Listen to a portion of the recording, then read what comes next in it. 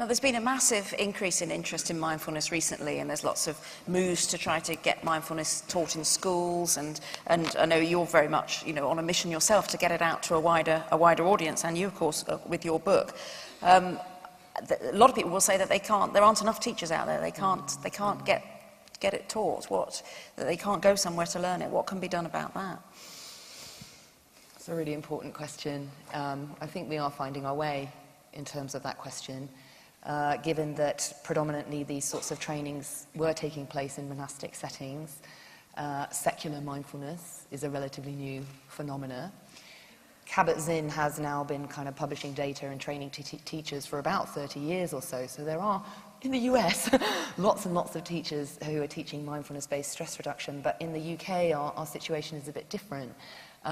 Partly because many people have been introduced to mindfulness through MBCT and the healthcare setting. This makes it a little bit of a different sort of teacher training trajectory. So that's mindfulness-based cognitive therapy? Yeah, for mindfulness-based cognitive therapy. But they are going into schools. Yeah. But even before you get that, you know, again, going back to mental illness, it's 1 in 3 kids, you know, it's 1 in 4 in adults. So if teachers aren't trained immediately, even before we get to that, to just be able to spot a kid who's got depression, the numbers are going to go up. So you really have to, let's get our, you know, teachers really do have to start learning to spot when something's not right, which means they're becoming more mindful. You know, we didn't have cutting in my time. So there's a whole question about what teachers should be looking for. And do people, in order to teach mindfulness, do people need to know a lot about mental health problems? Do they need to be mental health professionals if it's people dealing with people with mental health problems? Or can anyone teach it, or are there dangers in teaching it badly? Well, there's 3 universities where you can train to be a mindfulness-based cognitive therapist, and Oxford is one of them, Bangor University is another, and Exeter is the other, and all 3 of those have got excellent web pages with resources on them if people are interested. And they've sort of got together and tried to be really thoughtful about this because they want to care for not only the people that are being worked with mindfully, but also the therapists themselves.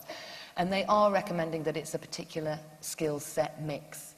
And it's one of somebody who has some sort of experience of mental health or healthcare setting and, you know, issues around things like boundaries, for example, and confidentiality and note-keeping and all that kind of standard stuff.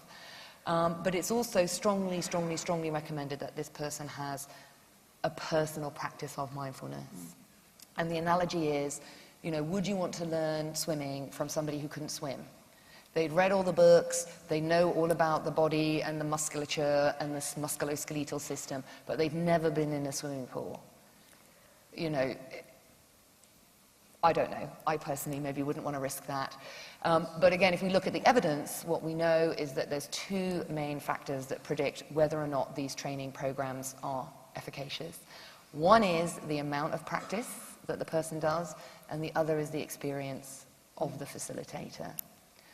So, you know, facilitators can come in a range of shapes and sizes and competencies, but I think if you're dealing with somebody that's got a long-standing mental health condition, who's already been through a few rounds of therapist, you know, you owe it to them to give them somebody decent who's going to be able to teach this appropriately. Yeah, but you're going to have to churn it out much faster if you're going to get it into schools. So there's, you know, I know what you want, but, you know, let's be practical. Yeah. So we're going to have to figure that one out. Yeah. And do you see it as something that everyone should be doing, and do you see it more as something preventative or something that helps people as a treatment for depression, or something that will prevent it in the first place? I don't ever want to be seen as an evangelist. So even in the book I say, this just happened to be the way I went. But, you know, in chapter 5 I give you, you know, other alternatives, but there's certain priorities that have to be met, which is it's the focus, it's the intentional bringing attention. Attention. Because, you know, you could say, well, just jog, you know what I mean, or just do anything. Yeah. But the way they're training athletes now, is, especially in this country, is they're not just, you know, endlessly running. They actually have them picture what happens when they lift a tennis racket, when the ball hits. So that's how they practice. These guys are superior athletes now because when it comes to it, their muscles have actually been trained to what takes place, and that also is in research, that they're much more efficient now.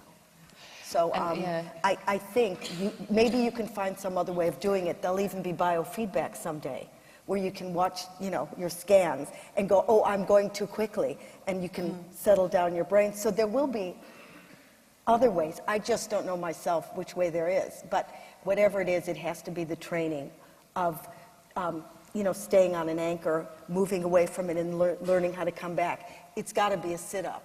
That slender tone thing that jiggles you just is not in the market anymore. You can have as many personal trainers as you want, but unless you're doing the sit-up, it ain't going to happen. Yeah.